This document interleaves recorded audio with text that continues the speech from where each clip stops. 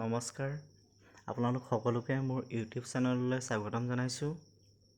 Sir বাইদেউসকল, employees data in free Assam পৰ্টেলত আমাৰ তথ্যখিনি ফিল আপ কৰি ছাবমিট কৰিবৰ বাবে যি গুগল ফৰ্মখন দিয়া হৈছে তাক কেনেদৰে ফিল আপ কৰি ছাবমিট কৰিব লাগিব তাক এই ভিডিঅ'টোৰ জৰিয়তে দেখাই দিবৰ বাবে চেষ্টা কৰিম। আপোনালোকৰ গুগল ফৰ্মৰ যিটো লিংক দিছে লিংকটোত ক্লিক কৰি দিব। ক্লিক কৰি দিয়াৰ পিছত যিকোনো এটা আপোনালোকে ব্ৰাউজাৰত অপেন কৰি দিব। অপেন কৰাৰ পিছত গুগল ফৰ্মখন খোল খাই যাব। গুগল ফৰ্মখনত লিখা থাকিব employees data in free Assam portal. তাত আপোনালোকৰ তথ্যখিনি ফিল আপ কৰিব লাগিব। প্ৰথমতে আছে এমপ্লয়ি নেম। আপোনালোকে আপোনালোকৰ নিজৰ নামটো তাত লিখি দিব। তাৰপিছত GPF/PPN নংটো আছে 16 ডিজিটৰ আপোনালোকৰ যিটো PPN নং সেইটো তাত লিখি দিব। তাৰপিছত আপোনালোকৰ চালাৰীসমূহ একাউণ্ট নংটো তাত লিখি দিব।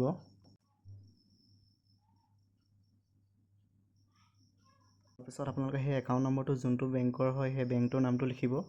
তাৰ তলত বেংকৰ IFSC কোডটো লিখি দিব। তাৰপিছত আপোনালোকে পোষ্ট ছাৰ্ভিচ ডিজিগনেশ্যনত দেখিব LP টিচাৰ, UP টিচাৰ, চকীদাৰ, head teacher, LP head teacher, UP যিটো হয় সেইটোত আপোনালোকে ক্লিক কৰি দিব।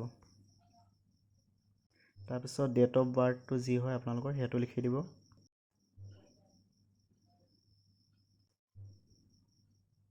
তাৰপিছত আপোনালোকৰ জেণ্ডাৰ মেল নে ফিমেল যোনটো হয় সেইটোত আপোনালোকে পুট কৰি দিব। তাৰপিছত পান ডিটেইলছটো লিখিব, পান কাৰ্ডৰ নংটো তাত লিখি দিব। তাৰপিছত আপোনালোকে ডেট অফ জইনিং কেতিয়া জইন কৰিছিলে ছাৰ্ভিচত সেইটো আপোনালোকে লিখিব। তাৰপিছত মেৰিড আনমেৰিড যোনটো মেৰিটেল ষ্টেটাছ হয় তাত আপোনালোকে ক্লিক কৰিব যিটো হয়। তাৰপিছত আপোনালোকে স্পাউচ নেমত হাজবেণ্ড অথবা ৱাইফৰ যিটো নাম হয় সেইটো লিখিব। তাৰপিছত ৰিটায়াৰমেণ্ট যোনটো এজ হয় 60 years সেইটো আপোনালোকে লিখিব।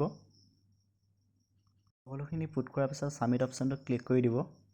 দেখা পাব আপোনালোকে employees data in free Assam portal your response has been recorded. গতিকে আপোনালোকে এনেদৰে যি গুগল ফৰ্মখন দিয়া হৈছে সেইখন আপোনালোকে ফিল আপ কৰিব লাগিব।